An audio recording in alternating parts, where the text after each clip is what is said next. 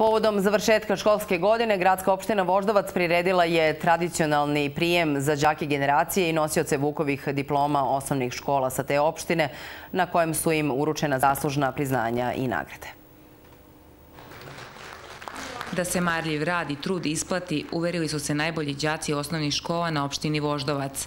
Njima je pohvale, ali i nagrade za najbolje rezultate u školovanju uručio predsjednik opštine Aleksandar Savić, koji je istakao da ta deca predstavljaju budućnost Srbije i da će svojim marljivim radom doprinijeti prosperitetu društva i pružiti dobar primer svojim vršnjacima.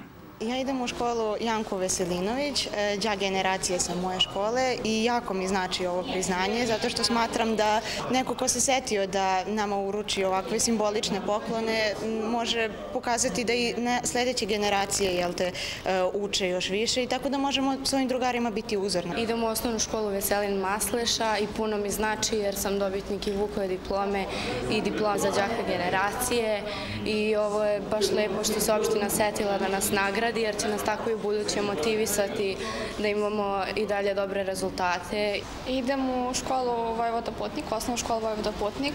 Dobila sam priznanje za đake generacije i Vukovu diplomu i naravno znači nam dosta. Zahvalni smo opštini što nas je nagradila i to nam je novi podsticaj da budemo još bolji u srednjoj školi.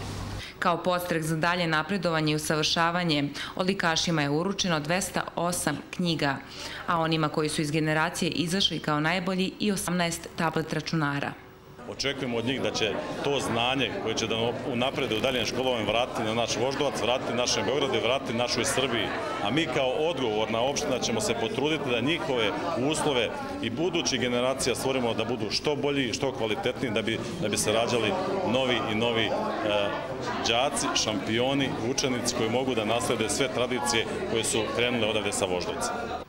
Fotografije svih voždovačkih đaka generacije tradicionalno će se naći na bilbordima koji nose slogan "Svet očekuje njih" i to na dve lokacije, u Ustaničkoj ulici ispred Sportskog kulturnog centra Šumice i na raskrsnici Ustaničke i Vojislava Ilića.